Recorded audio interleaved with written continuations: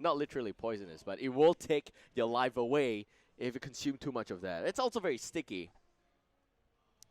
Alright, so ladies and gentlemen, here we go. On the blue team, this time around we got AKK, also known as Kueh, and Daz will be playing as the Sonya SG brother onto the Enebrak, and Karin onto Arthas. You also got Dissolt Iban playing as the Rainer. I'm only going to call him Dissolt. John Galt, 1994. We all know how old this player is right now. He will be the Karazim. And on the red team, it is going to be AS, also known as Shrugged. Larael will be playing as Johanna. And this time around, Kaleidoscope will be playing as Lily. Didek will be playing as Divala. Bam Bam, well, that's a great IGN, sir. Bam Bam will be Ojana. And Breesker will be playing as Nazeebo. By the way, I think the overlay is wrong. AKK is on the red team. AS is on the blue team. Let's work to get that swapped in just a bit. And I do apologize again. A bit of a mistake there. But Shrugged is going to be on the blue team, and Kueh is going to be a red team. Unfortunately, I don't know this guy well enough. These are all new players. I've never seen them before. So welcome to the competitive scene, or the Community Cup here. 3-man bottom lane aggression. Want to talk about talent, but it seems like the lockdown's going to be True Hill and Impale connecting only on one target. Bridger is going to go down. Nazeebo, unfortunately, great body blocks, and you shall not pass. There's no way you can walk out of that.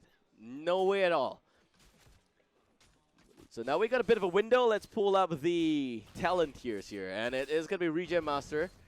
And again, it seems like we don't have time. We have a drunk Johanna. She's going to go down. But Regen Master on both Enebrak as well as Arthas. Transcendence up on Karazim. You're also looking at Warpaint for Sonya, Seasoned Marksman. That's a very good standard build on everyone on the blue team. And for the red team, we're looking at Rancor, Death Ritual, Conjurer's Pursuit, Kaleidoscope dropping. Lily's also going to take the fall, by the way. And Deep Chill, Conjurer, and a Night Takes Pawn. Okay, the first thing that comes to my mind is, why is this a right-click Vala? There's no reason for this to be a right-click Vala. There's 3 warriors, of which we all know that they will be pretty hard to take down. You want to get burst. Right-click's not the best way to go about it, but Rancor, I don't know, man. I feel that maybe it's because they want to spread out a little bit more between spell shield potentials on Arthas, and they want to make sure that if they go for Rancor, at least they will bypass that. That could be the main reason why. Let's see, another rotation by Shrugged. Bridger now. Oh, the skills will not connect. It's a little bit of a waste. Actually, it's a huge waste. Pick up the Nazeebo. Should have been the case there. Level 4 both sides. We got more talents coming in. It is a semi-beetle build for Enebrak, going into spawning beetles every 8 seconds. And Dissolt is in a lot of trouble, but D-Dag is going to be there as well. This is why the Hungering Arrow is not painful. Even the right click is not in position. The moment you pull back, the Hungering Arrow is not able to do enough damage if you're not building into a kill build here. Nazeebo will drop again at the bottom lane. Do apologize for not covering that on the screen. Not used to observing again after a long time. But Protective Shield it is, and Destruction, very standard stuff. Focus attack, and what looks like double focus attack on both of those damage deals right there. And I don't think this is going to happen. No, I don't think red team is going to be able to get this curse right now. Rest of blue team is actually going to invest 100% into this curse. SG Brother dives directly in Larael here, and this is what happens against the 3 warriors. The range damages have to pull back, which leaves the warriors completely out of position. Larael is looking to take the fall. Pops the hand skin. Will be okay. Bam Bam getting bam right there. Breezer has to pull back. This curse is definitely going to the blue team. There's no way they're going to lose this curse here. 3 warriors is just so much of a punishment against any squishy heroes here. And the box out is real. You got Spider Cluster as well as Mess Vortex for Lily. Mess Vortex is pretty good. This means that it's not going to be Serpent build out for the Lily. Primarily, you're not looking for heals here, are you? Does. In a little bit of trouble there with the Whirlwind. Will be able to stay fine. Larael dropping a lot of HP. Impale connecting, and Johanna goes down to Death Coil. We've got Breezer pulling right back out to the lane. It's going to be alright. We've got Arcane Intellect and Deep Chill. So going for the AI instead of increase range on Blizzard for sustain mana resolutions there. I think it's going to be alright. I don't like that a lot. I think AI, there's a time for AI, and this is not going to be the place for it. What this also means is that it probably is not going to be a standard Jaina. This could be Iceland's Jaina. We'll see. Actually, no. He's gonna nicely spec into Frostbitten. So that means that a possible Blizzard follow-up is gonna happen here as well. Numbing Blast is also gonna be okay. The Berserker with some right clicks. They will not be able to get any of the early game tributes because 3 Warriors, this is exactly why. They just go in and face rush. What can you do there? There is not enough crowd control in this lineup here for AKK. And Bam Bam in a lot of trouble. Karin does not have Death Coil over the next few seconds. Will not get the takedown. Whole team pulls back. D-Deck now in some trouble. Larell with the condemn on 3 targets, but there is no follow-up. And the Howling Blast on 4. Anubarak goes in. He wants the extra ham. He's going to get it. Bam Bam now not going to get those spikes from the ground. It's going to be okay. 1 man down only. What a waste again. The follow-up is not there. Dust could have gone in and completely decimated Ankukwe, but he is not going to go in and savor that tasty Ankukwe.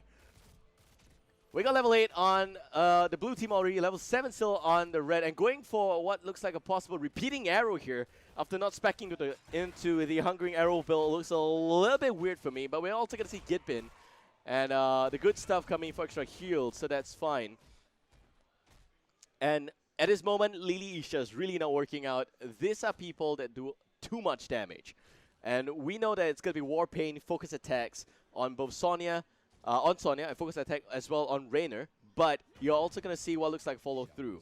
Yeah, follow through will increase the next basic attack's damage, and you're not feeling the Lily effect right there. Yes, it's slowing down a little bit, but you're not able to peel successfully. Johanna is a fantastic tank, and that's a sub role. The main role is a warrior, but as a tank, she's really good. The problem here is that there's no way she can hold them at bay by herself against 3 warriors. You're asking one great warrior against 3 numbers win wars, and here you can see Laurel has to pull back in Berserker. Nazeebo is squishy, but Bam Bam is not able to take out the Underback on the back line. Nazeebo will take the fall first. Laurel is trying to pull back. D-Dag in some trouble. Dust going in, Jungle once more, and there goes the Breath of Heaven, but Dust, no, not specking into Ancient Spear is a bit of a trouble here for him. But there goes 3 tributes to the blue team, and the curse will happen against Ankukwe. What can they do here? There is no mercenary camps being picked up, except for the Bruiser camp, which is nicely facing off against each other in the mid lane. This is a pretty common shed strategy. But now this is where the choices will matter. And you've got level 10. AS know they've got unprecedented lead. They're just going to punish Ankukwe right now. They're going to take down the bottom fort as much as possible. They will get this done, and there is no way Ankukwe can do anything, actually. They don't have level 10. And Ellis Shrugged is going to get this really nicely done. Nazeebo defending her is the top lane. For all of those new players watching the stream, welcome. In this battleground, in case you haven't realized it, the forts do not attack if you get 3 tributes, and that's basically the objective of this battleground. So extra blinds going in, and a 7-sided strike coming up, and there's still no heroics up here for Ankukwe, and there goes Syndra Gosa. D-Deck falls first. Larell has to pull back. Kaleidoscope is in a lot of trouble, but will be so close to the gate that there's nothing Elistra can do. The rest of them will be fine. They finally get the heroic. It's going to be Gargantuan. It's not even going to be Revenant Spirit. There's way too much done on AS for it to be worth the risk. Reign of Vengeance as well. We're looking at some form of lockdown here. Gargantuan's follow-up with Reign of Vengeance as well as Blast Shield. It is very, very hard to pull off, trust me, because the Blast Shield is only 1.5 seconds at best. And if that has not changed, yeah, it has not changed. 1.5 seconds at best, and that's only the primary target. The rest of them, it's 0.75 seconds. You only have that window open to land Gargantuan's small little, you could say, stomp that does damage. It doesn't even stun. I don't think it does. No, it doesn't. Yeah, it deals damage. That's about it. And you have Reign of Vengeance. 2 waves. I don't think the stack up is going to be good. And oh my god, devastating position. Breezeker getting rooted quickly by the Howling Blast and will take the fall. Sonya spins him down quickly. And as your brother, premature, quick barrel charge there. Plus, you have the Blast Shield being used by Larell, and Johanna there is in a lot of trouble. Will take the fall. The Cocoon was being used as well to set up the fight there. They get 2-for-0 exchange. And they have 10 takedowns against 0. Ankuke is just not able to hold up this aggression coming out from Shrugged. And they are also one extra talent up right now. So it's interesting to see Sonya not go for Wrath of the Berserker. To me, Wrath of the Berserker is really good in this situation because you want to get extra engagement points up. You really want to jump in. Not using Leap, but using your Ancient Spear to connect really well and to dish those damage. You know that it's basically one direction for Sonya. She doesn't have to pull back here in this instance. You have Karazim doing a very good job to keep her alive. Here we go. It's going to be Mystical Spear. So this is the one that helps to close the gap against any target. That's really good to see. And it will be Trail of Frost as well.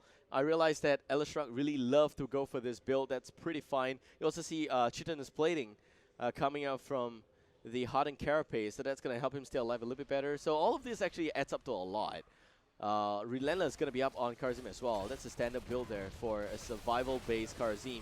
And all that thought again, Berserker is going to take the fall. The Zeebo's going to go down, and this is the first time we're going to see Jug of 1,000 Cups, but not really healing anything except Lily herself. And Bam Bam is going to pull back. Finally, the Cocoon's going to connect. Lily's left for dead. A Panda will be cooked alive. This is not a good side. That's not a really good thing to say, but Lily will go down. Bam Bam! The Raiders on the hunt. Bam Bam goes down as well. 4 men down on Ankuke. Devastating results right there. I would say for sure that Lily's positioning was a little bit off. The team's choices of heroes is also pretty questionable, but in general, it's really just about the execution. And another Ancient Spear connecting on Lorel. Lorel's also going to pull back. Zombie Wall not really effective against the likes of Sonya. We got a replay ready, but I don't think we've got time. Actually, we do. Let's pull out the replay. Yeah, so we got a Bruiser Camp plowing down the mid lane in real time. If you're interested in real time, look at the bottom left-hand corner of the screen. But meanwhile, you can see that this fight shouldn't have happened this way. You have 3 warriors. They just need to assign 1 target to the bottom side, and that's exactly what they do here with Ashy Brother. He comes back down here to address this problem after addressing both Vala as well as Nazebo. There's a lack of viable options for Johanna in the first place. She's completely ignored. The HP is almost full. They are not even going to care about Johanna. That's how bad this is. In terms of draft, 3 warriors almost always decimate against a 3 range damage dealer kind of a composition. It's 65%, so it's not almost always. It's kind of like a bit of a tried and tested thing. But it really is down to execution, and I feel that if they went for crowd control centric heroes instead of Nazebo, maybe a Zagara would be good. Zagara was not banned. Sylvanas for more crowd control would have been a lot better, I feel, compared to the likes of pure damage dealers like Jaina or like Vala. And Nazebo going for Gargantuan as well. That's a pretty questionable thing. Picking the Nazebo, realizing that it's getting countered by the Underbrak. Not the position you want to be in. So Tribute will spawn right now. We're looking at AS. Again with the Syndragosa, Ashy Brother dives in, also going to see the extra leap connecting, and the 7-sided strike against Lily specifically, but a wave of Ring of Vengeance going to connect the second one on 2 targets, and the rest of the team members will pull back. This fight is really well done on both sides. Lorel, if it drops here, then it's not going to be worth it. Yes, he does drop, so that means that the fight will go to Shrugged. I thought that the way they handled the fight was pretty well done. If you look at the HP of Shrugged, they actually dropped a lot. So if they didn't lose Joanna there, I thought that they could actually win the fight a little bit better. Losing only 1 target, and Nazebo is fine. Nazebo's positioning needs to be a lot better. And Nazebo's build here also, a thing of the deep, it's not really the build you want to go for here. Nazebo should be going for the Frog build. The Frog build will be really good. Because you're up against 3 melee heroes. 4 maybe. 4 melee heroes, but 3 of them warriors. So people don't realize this, but the frogs will do a lot of damage against melee, and if you land all 5 on the same target, that's about 49% of the HP gone. Yeah, it does a lot of damage against 1 target, so that's pretty interesting to see. And normally it's going to be the Anubarak that wants to die to Nazebo, so you can punish the Anubarak a little bit better. But hold that tight. Here we go. Jump of 1,000 cups is not going to be enough. Dust is going to go in. Syndragosa again for more lockdown. The Cocoon is going to connect on Lily. It gets cancelled immediately. Lily also getting punished, will go down at the end. So Anubarak with Cocoon spec'd up is really important against solo support. And Shrugged, they have that nicely in the bag. You have Impel connecting, you have more Howling Blast going down as well, and Berserker will go down. Wave of, this is the first time I've seen a wave of the Ring of Vengeance connecting on 5 targets. So DDAG, I mean, he did his best, man. There is nothing he could do better. That is absolutely great Ring of Vengeance, but there's just no way that the team could do anything in that instance. So we got a little bit of time to talk about talents here. We've got Epicenter. So this is more of a utility thing, increase the impact area and damage as well. You've got Circle of Life for more heals, Stone Skins, rather Nerf of Steel, ooh, sorry. Bullseye as well. Bullseye is really important because it is a secondary counter against the Jug of 1,000 Cups. More Impel, more Lockdown, and the Dive Israel. The Punish goes in as well. We're going to see some form of Blessed Shield connecting on the backline, and the peel will be successful. But the problem here is that there's still Leap Up on Sonya. And this is a basic ability, so that means very low cooldown. Bam Bam, a lot of trouble, and Sonya goes and tears Jaina apart. We're also going to see some heals coming out as well, but it is not going to be enough. Jaina is gone already. The rest of the targets is in a lot of trouble. Berserker getting consumed by the Cocoon as well. The Zebo again going down. And we have the Ancient Spirit goes in. Extra Brother goes in, gives DDAG a kiss, and he dies! And we got Johanna pulling back. Kaleidoscope on the Lily. Small little panda on a different skill. It seems like Kueh's run into this Community Cup will come to an end. Shout out to them for taking part. Shrugged moves on to the next phase of this competition. I really like to give a shout out to Kueh because I think they did a very, very good job here. In terms of a casual team, this is a very good standing already. Let's look at some statistics to back what I just set up. You can see that Vala has got 34,000 damage. So DDAG, he is the most painful guy in the entire game. So that's really important to note as well. And you also have a really good play from, I would say, Johanna. Blessed Shields were pretty much on point. I really think that it's the Lily draft that is not working out for them. Only 20,000 heals compared to a Karazim's 58. That's just really, really bad.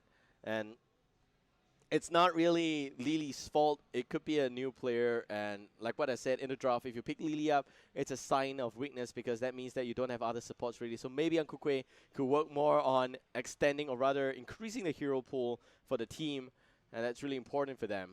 But so far, very excited to have new teams. I hope they stick around, and I hope they improve as well to continue to play to improve themselves. That's it. We are getting word of a replay. Do we have that? Yeah, we got a replay. So let's pull that up. And actually, Brother is always just diving in. The lockdown is really insane here.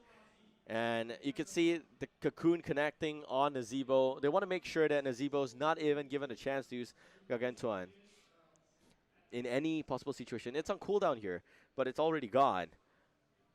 And DDAG is just really not able to do anything in that instance. Jaina got busted down too quickly. So from a competitive point of view, I would say that this is kind of consistent where the meta is headed right now. It is a two-prong direction. Teams normally go for 2 warriors, or in this instance, 4 melee. We've seen the Koreans play 2 melee assassins with 1 warrior, so that's 3 plus Karazim, that's 4. It's a lot of damage. It is. Face Rush could be the new name of this game. And that's it. I hope you guys enjoyed this coverage and cast. This is Babel. Thank you guys for tuning in. Shout out to sponsors Gigabyte as well as Nvidia. They have sponsored us some really awesome prizes for this Community Cup. This is a casual tournament. If you tune in expecting some really awesome moments, you got to stay until the end because the good teams will only play against each other at the tail end of this competition. The rest of them are here for fun, and I'm really hoping that they had fun meeting the community, meeting people, and just generally playing competitively. For some of them, it is also their first time playing competitive games, playing Heroes of the Storm competitively. Let's put it that way. So we'll be back in just a while. Sit tight, stay tuned, and see you guys soon. And here the AoE damage coming out from OLO is real, and the Apocalypse will connect. They're all in a lot of trouble. Reliza now has to go down. The shield up on the Queen of Blaze is real, and they're still